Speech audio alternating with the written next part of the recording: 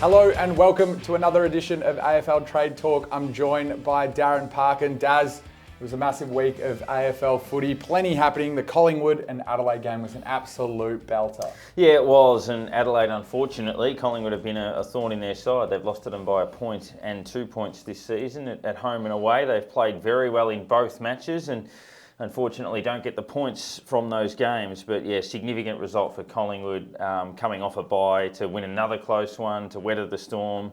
Obviously Sydney, most of the talk out of that game was West Coast, but Sydney obviously putting 200 points on the board shows that their form has improved. And Geelong, every time we start to think maybe they're cooked, they find a way through. Obviously they were beaten by Port convincingly last week, but came back and beat Melbourne in the battle of the last two premiers. In last week's episode, we mentioned that Geelong were $2.16 on the Betfair exchange, and that was massive overs considering their record at GMHBA Stadium. Then we saw 𝗬𝗙𝗪𝗏 was an out, he's missing another week, and they actually went into second favourite from that move. So it's amazing how the exchange moves. And it was only, just on that, it was only the exchange. So we put the comparison up on Thursday, and it shows obviously the smart punters, if you will. So Geelong remained slight underdogs on all of the corporates, but they became favourites and shortened gradually over the course of Thursday. So those who were on the exchange obviously read the game pretty well. We put that question up saying, you know, have they got, not the inside word, but is this the smart money? And it proved to be. One of the reasons why watching the Betfair Exchange markets is so entertaining. Jordan Dawson played his 100th game against Collingwood, and he was just terrific. Yeah, we'll talk about it a little bit later on in the Brownlow.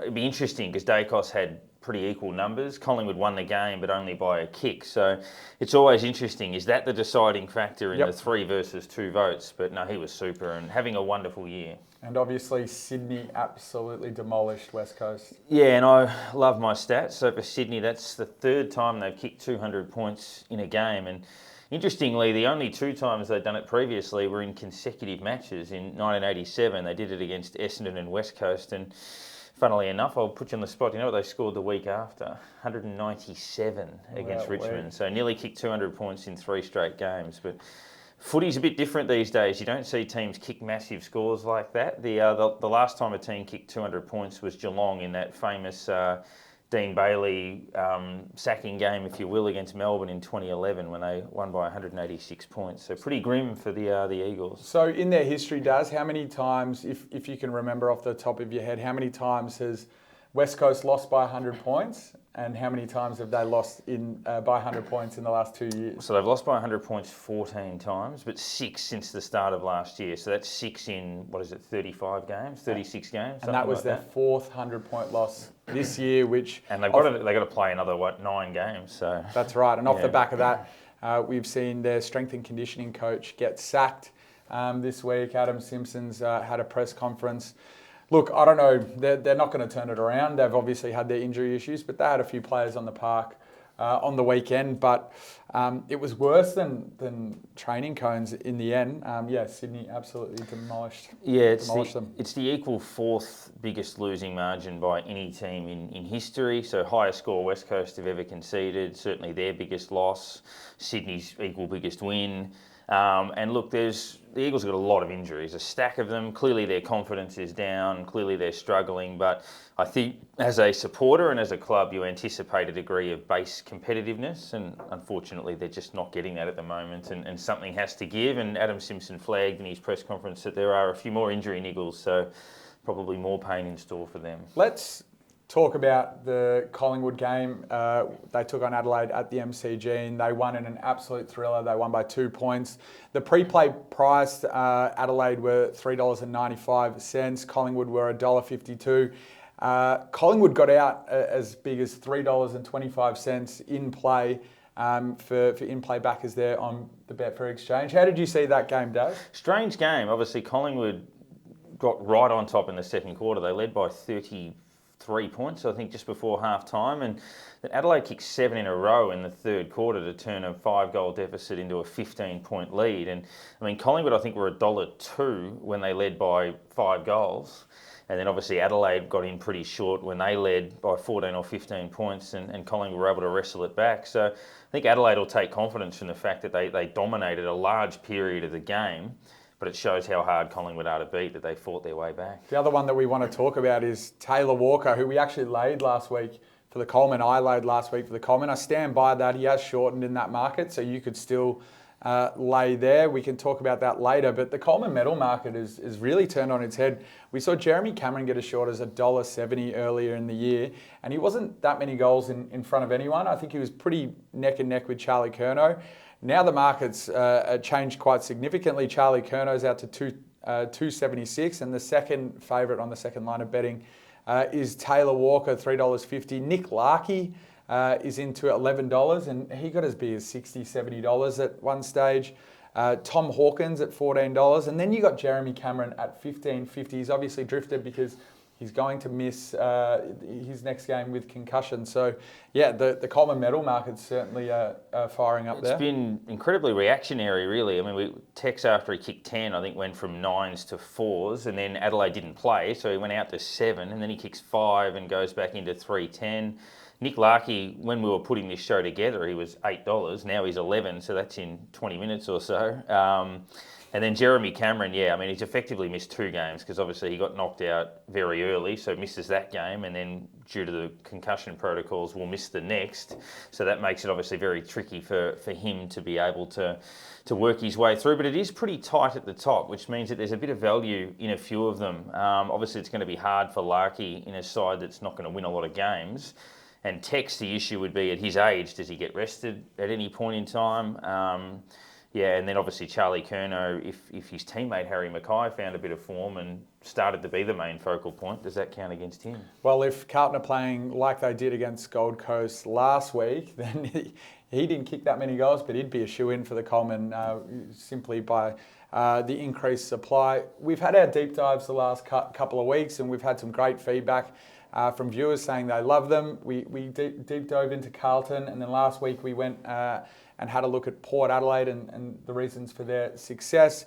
This week we're going to look at Brisbane. The reason why we chose Brisbane is because we want to talk about whether they're a better side this year to previous years. They've obviously been thereabouts in the competition, but haven't been able to get it done in finals. And we're going to have a look at them for the top 4 market. They're currently $1.31 as third favourite, and then very close to Melbourne. They're at $1.36. Daz, what are your thoughts firstly on Brisbane's year so far? Yeah, so they've drawn level with Melbourne in flag markets and gone just ahead of them in the top 4 market now. They beat St Kilda by 5 goals on Friday night at Marvel, where they play better than they do at the MCG. They definitely do. Their season has been very similar to the last 4. I mean, they've been a top 4 side for about 5 years. There was one year there where they finished 5th, but ended up getting through to a prelim anyway.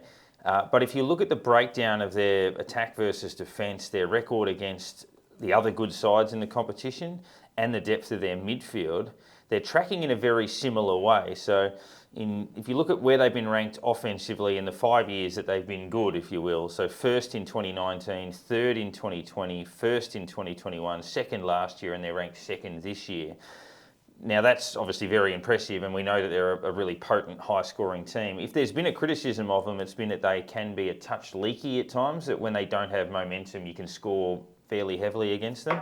The defensive numbers are okay. I think they've gone 5th, 6th, 5th, last year 9th, which was disappointing, and back to 5th this year. Now, the key stickler on that is that no side in the last 60 years has won a premiership without being ranked top 4 defensively. It's changed a bit offensively. There are teams that have been able to strangle teams without scoring that much, but have found ways to win flags. But unless you have been ranked in the top 4 defensively, you just don't win the flag. So they haven't quite stepped into that mark yet. They've got the personnel, certainly. Harris Andrews is a star. Obviously, Payne's looking pretty good down there. Midfield's good. And the other one is the top 8 side, record against top 8 sides. So in that 5-year run, they actually have a negative win-loss record against teams in the top 8 at 22 and 24. So 2019 they were 4 and 6, 2021 3 and 6, last year 5 and 6. This year they're 4 and 3. So the only other year they've been positive was 2020, and we've got to remember that in 2020 they played nearly every game in Queensland because of the pandemic, which was a factor for them. That might sound negative, it's not meaning to be, because they are a very good side, but I guess the key for them is to be able to overcome what they haven't been able to overcome, and that's that they can concede scores against the best teams in the comp. They can hurt them, but can they stop them? They recruited Josh Dunkley, and he's playing his first season at Brisbane this year. And off the back of that, and obviously they've got the Brownlow medal winner, and he's having another terrific season, 𝗧𝗧𝗧𝗧, who we're going to talk about in the Brownlow prediction segment. They ranked first in the AFL for clearance, so you got to think that they're getting real bang for buck for Josh Dunkley. Definitely, he's been super. Obviously they get Will Ashcroft in there as well as a kid, and anything they got out of him this year was going to be a bonus, and he's been outstanding. Connor McKenna's actually been a really good recruit for them this year as well. I mean, Gunston hasn't quite worked. I mean, who knows whether they get him back towards the back end of the year. But yeah, Dunkley's been phenomenal, and that's with 𝗬𝗎𝗪𝗏 missing half a dozen games with injury, so he can be a positive for them. So very good midfield, a lot of firepower. And I guess the challenge for Chris Fagan is to just tighten them up defensively and also find ways to win at the MCG, as we know. 𝗏𝗏𝗏𝗏's a really interesting one. He's obviously on big money. He's got a long-term contract. A lot of people criticise that 7-year deal that he got, but he's part of a forward line that ranks third, a team that ranks third in AFL for inside 50s per game, and then you obviously look at their kicks per game and marks per game. They're 4th and 5th in those departments. But Eric Hipwood, they've got Joe Danaher, Charlie Cameron all firing. Tell us about their forward line. It's obviously one of the stronger points of their team.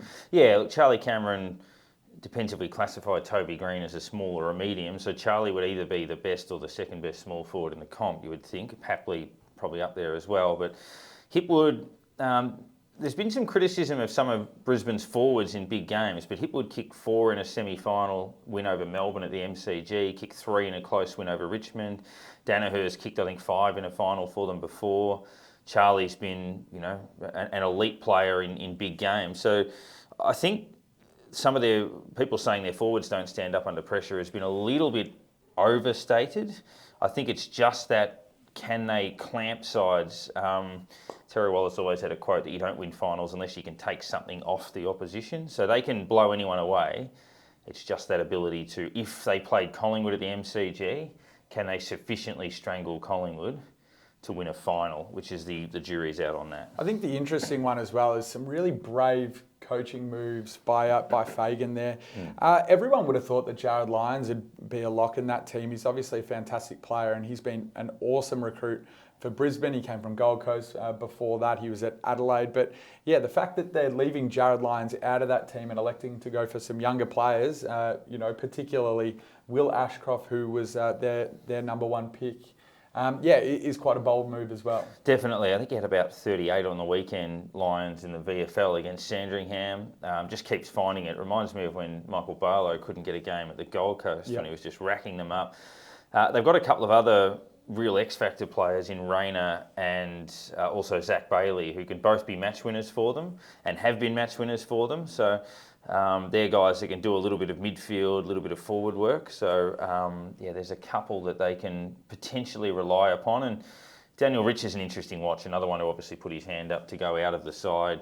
Is there some life left in him? Because he could be an important factor. I mean, funnily enough, we talk about Daniel Rich, and just recently he's actually ruled himself out with Jack Gunston of playing any games until he gets his body and his fitness and his form right. So he's not going to be playing at AFL level or even VFL level. They're going to put him through a training block.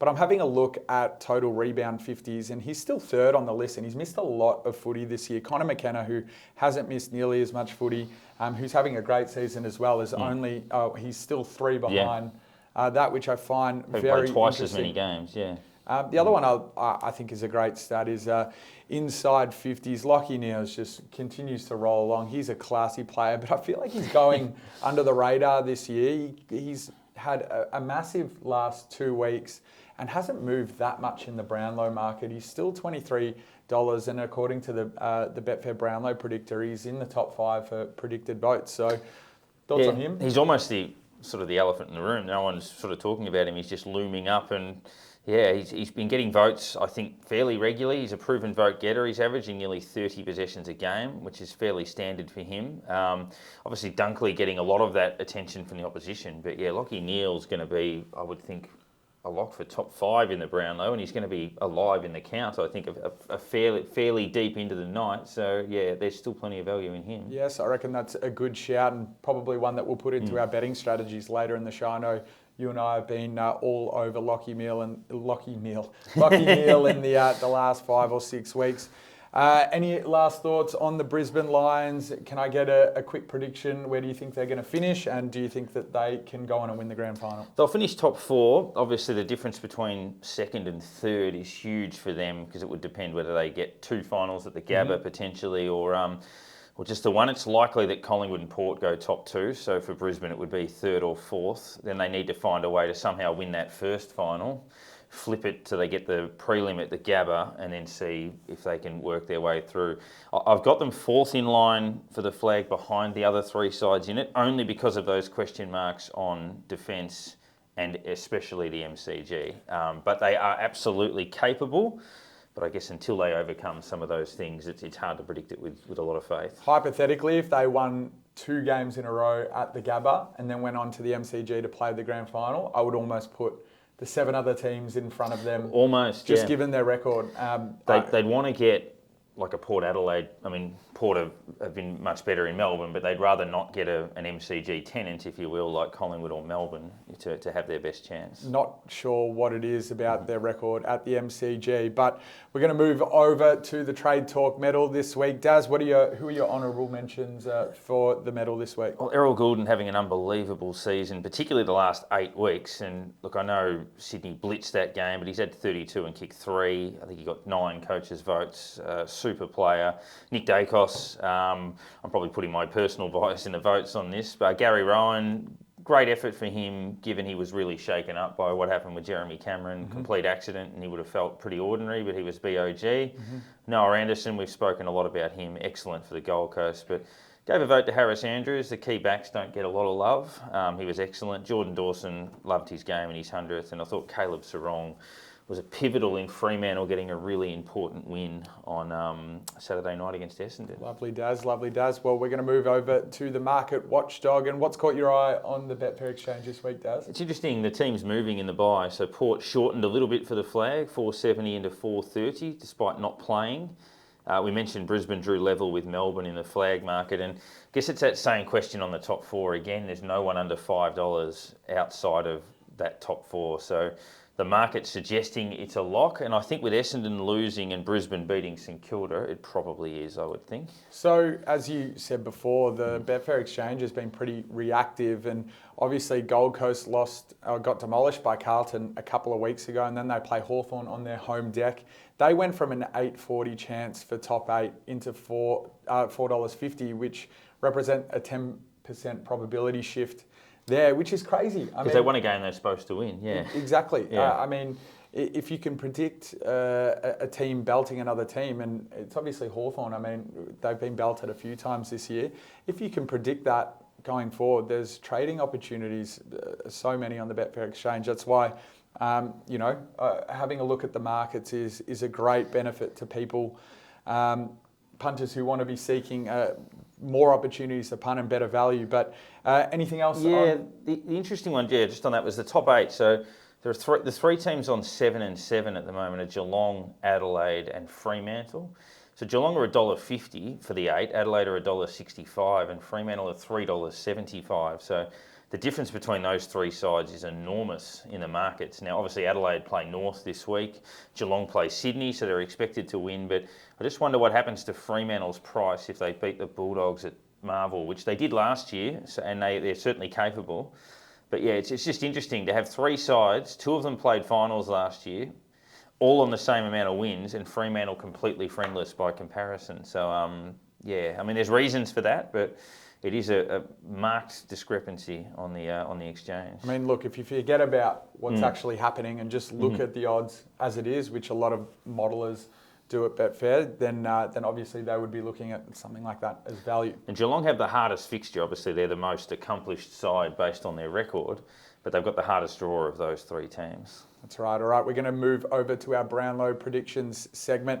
And I just can't wait for Brownlow night because we've had so many moves and shakes. Obviously, 𝗧𝗪𝗧 has been pretty solid at the top of the predicted votes for most of the year. But, you know, we're seeing 𝗬𝗢𝗪𝗧 shake things up, 𝗁𝗺𝗙𝗧, then the removal of 𝗧𝗏𝗪𝗧. Well, does that enhance 𝗁𝗺𝗙𝗧's chances for the Brownlow medal? Lachie Neale, he's a Brownlow medal winner. He's averaging in the high 20s, almost 30s, and he's had an absolutely brilliant last couple of weeks, and Brisbane are winning.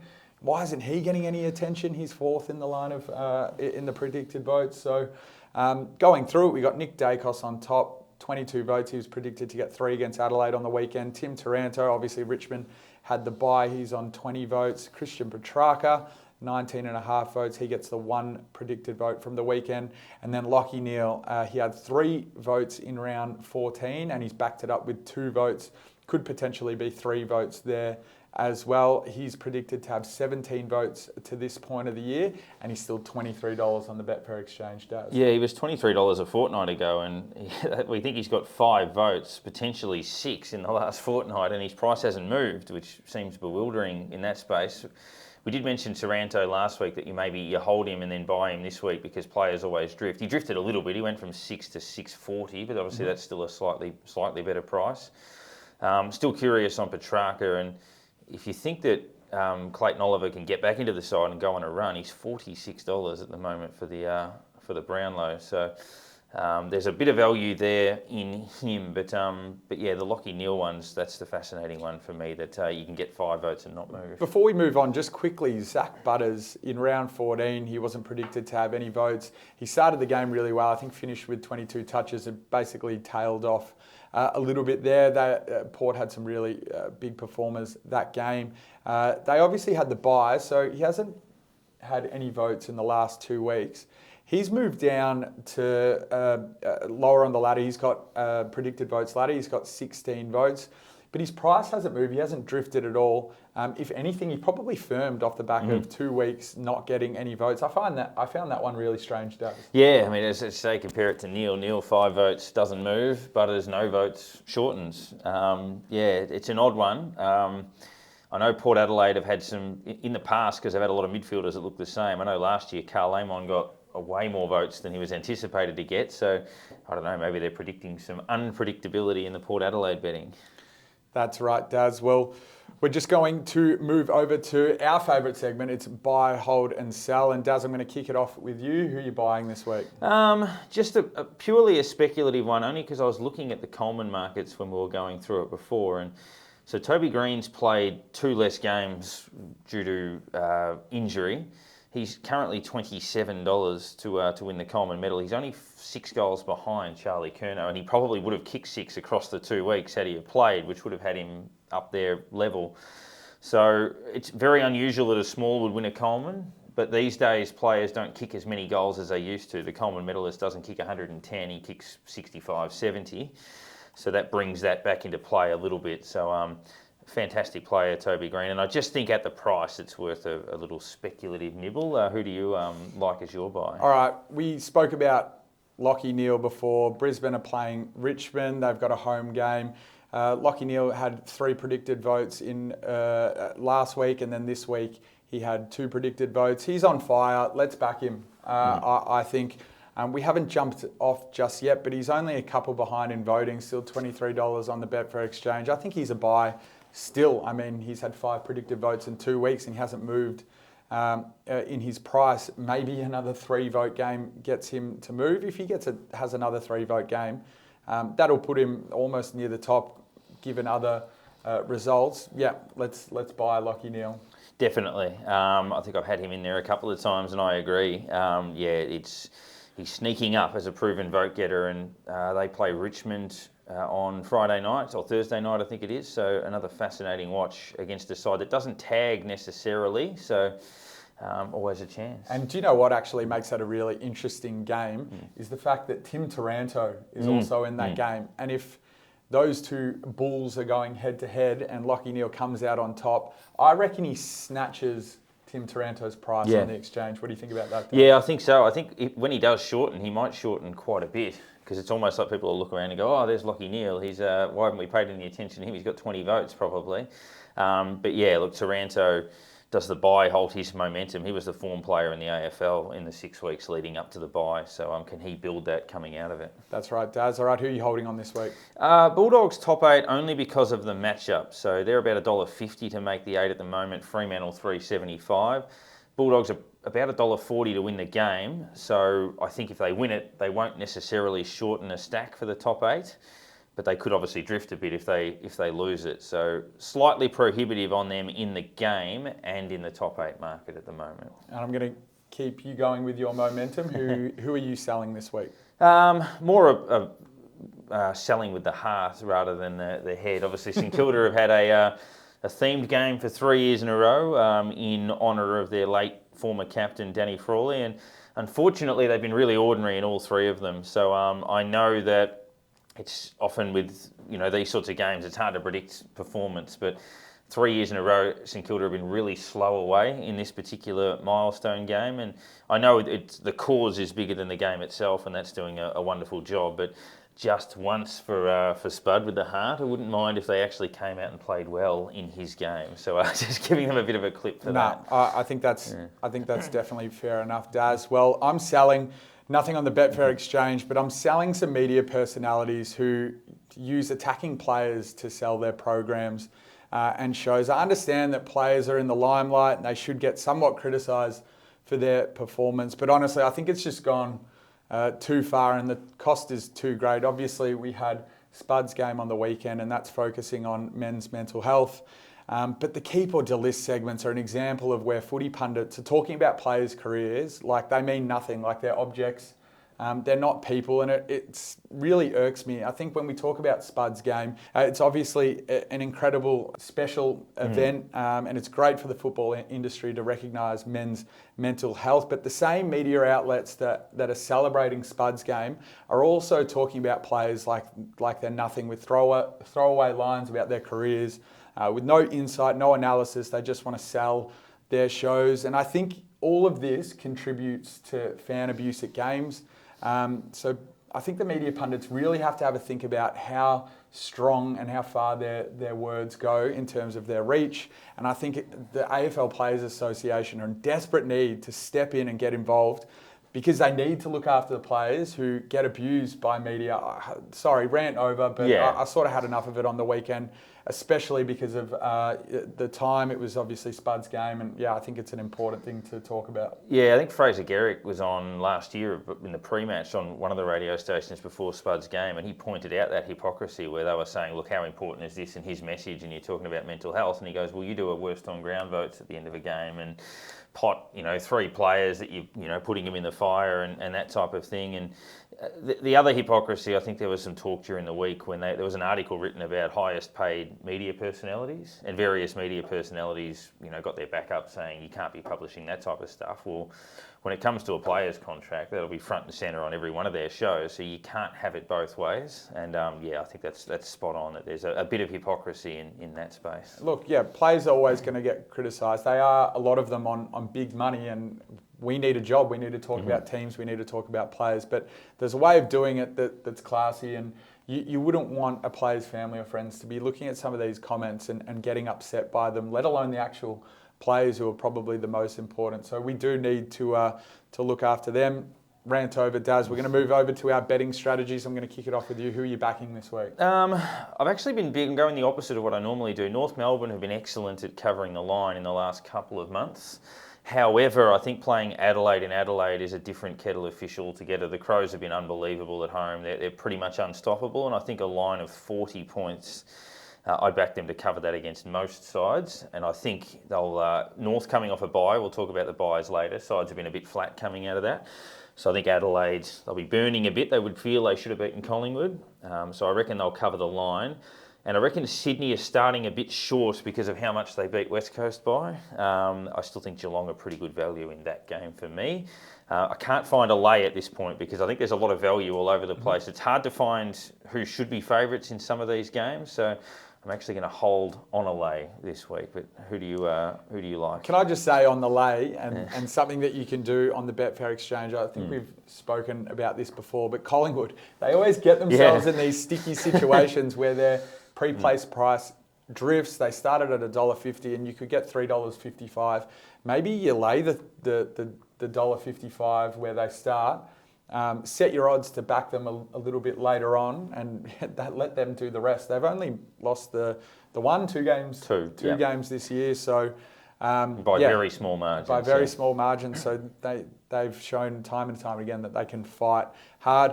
We've done it a few times, and I'm just going to continue to improve the book on 𝗏𝗏𝗧𝗏. Mm-hmm. He's still a great price on the exchange, and I think I'm going to predict, hopefully, he has a bigger game than 𝗵𝗤𝗏𝗏.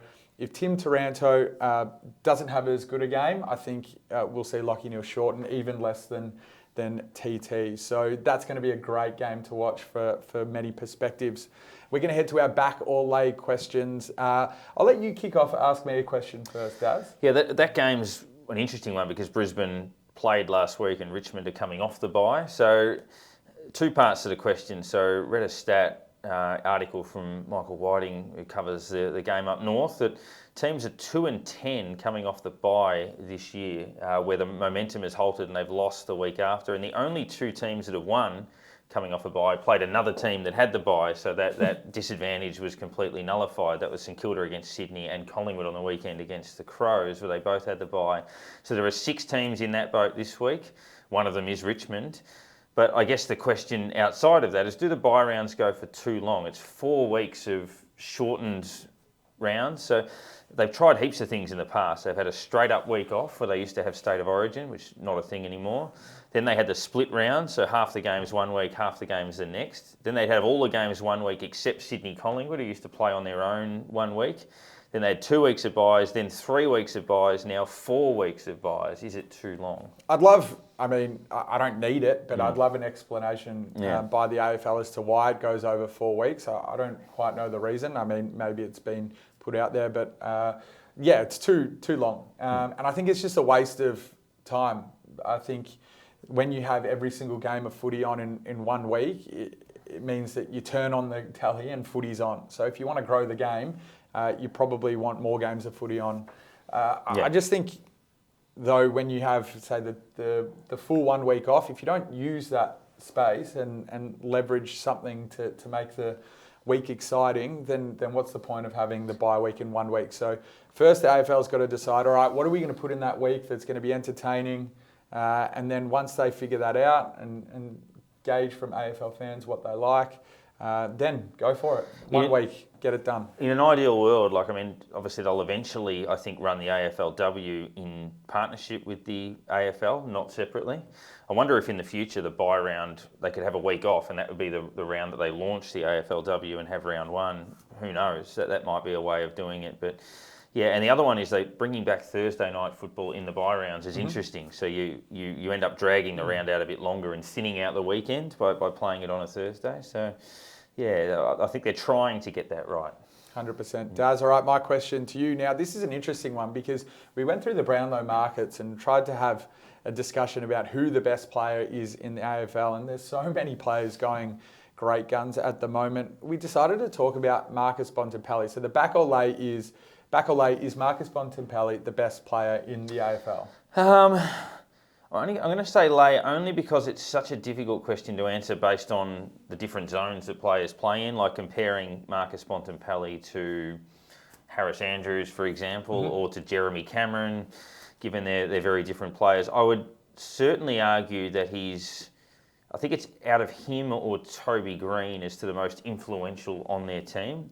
When he plays well, the Bulldogs are so much better and so much more of a chance every time they play. He's almost the prototype of that tall midfielder that can kick goals. There are so many of those players now, like Cripps, and obviously Fife was a bit that way. But yeah, I'll say lay on best player in the comp only because I find it very difficult to answer, but I think certainly up there as the most influential. You mentioned Cripps and Fife. They have nowhere near the foot, the golden boot that Marcus Bontempelli has. That's what makes him just an absolute star of the competition. His foot is a genuine weapon, and him in big games is just incredible. I've just jumped onto Stats Insider, our friends at Stats Insider, and they've got the player ratings all listed out. Clayton Oliver's on top and he's even with Christian Petrarca. They're the two highest rated players in the AFL. And then third is Marcus Bontempelli. They're on 99.2. Petrarca is probably the one that's maybe closest at the moment in type of player, because again, he's like a bull in the middle, kicks goals, really damaging when he gets ball in hand. So that's another one that you could throw right into the mix. Yeah, I think so. Great show, Daz. Really enjoyed that one. We're going to be back again to do it all next week. But for more of our trading tips and to watch the full show, head to the Betfair Hub for more.